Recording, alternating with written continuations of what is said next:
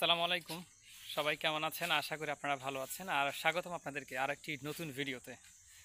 তো অনেকেই প্রশ্ন করছেন যে ভাই প্রচণ্ড পরিমাণ গরম এখন এই মুহূর্তে কীভাবে ব্রুডিংটা করব? এই প্রশ্নটা আপনারা করছেন অনেকেই। তো আজকের এই ভিডিওটা তাদের জন্য যে আপনি কিভাবে খুবই বর্তমান সময়ে এখন যে সময় আমি আবারও বলছি, এই ভিডিওটা অনেকে হয়তো ১ বছর পরেও দেখতে পারেন, ৬ মাস পরেও দেখতে পারেন বা ৩ মাস পরেও দেখতে পারেন। আপনারা তখনকার অবস্থা বলবেন না। এখন এই মুহূর্তে যেমন আজকে হচ্ছে মে মাসের ২৪ তারিখ। এখন যে ওয়েদার আপনারা দেখতে পাচ্ছেন, আমার এখানে গাছপালা বা থাকার কারণে রোদটা একটু কম দেখা যায়, তাপটা একটু কম পড়ে, কিন্তু আদার্স জায়গায় তাপটা প্রচুর পরিমাণে বেশি। ঠিক আছে, আপনারা হয়তো ব্যাকগ্রাউন্ডের পরিবেশ দেখে বুঝতে পারছেন যে কী অবস্থা। এখানে চারপাশে হচ্ছে গাছপালা, তারপরেও এই কন্ডিশন। তাহলে এক্ষেত্রে কী হবে, এখন যে কন্ডিশনটা আছে যে প্রচুর পরিমাণে গরম এখানে, এই গরমে কিভাবে এক প্রকার বিদ্যুৎ ছাড়া আপনি ব্রুডিং করতে পারবেন সেই বিষয়টা আপনাদেরকে জানাচ্ছি।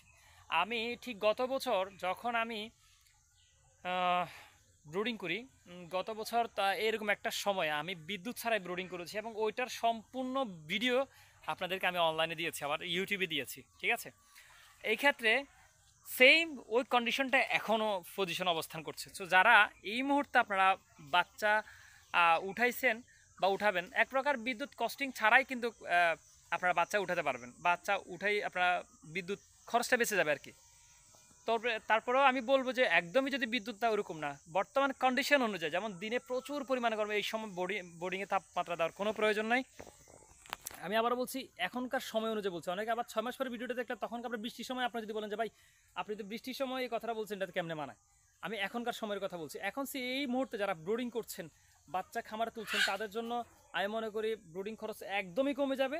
রাতের বেলায় হয়তো রাত ১০টার পর থেকে বা ১১টা ১২টার পর থেকে একটু লাইট জ্বালাইলে হয় ভোর পর্যন্ত, এরপর আবার গরম শুরু হয়। কারণ গরম যে তাপটা আছে, যে কন্ডিশনটা আছে, তো এই গরমে কিন্তু টোটাল বিদ্যুৎ খরচ একদমই কমে যাবে।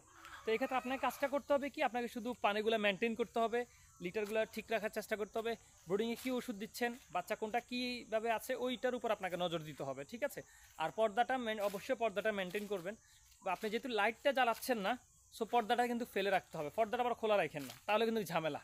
পর্দাটা ফেলে রাখবেন, মানে পর্দাটা নামানো থাকবে, চারপাশে ঢাকা থাকবে পর্দা দিয়ে আপনার খামার, কিন্তু হয়তো দিনের বেলায় আপনি লাইটটা বন্ধ রাখবেন। ঠিক আছে, এই কাজগুলো করবেন।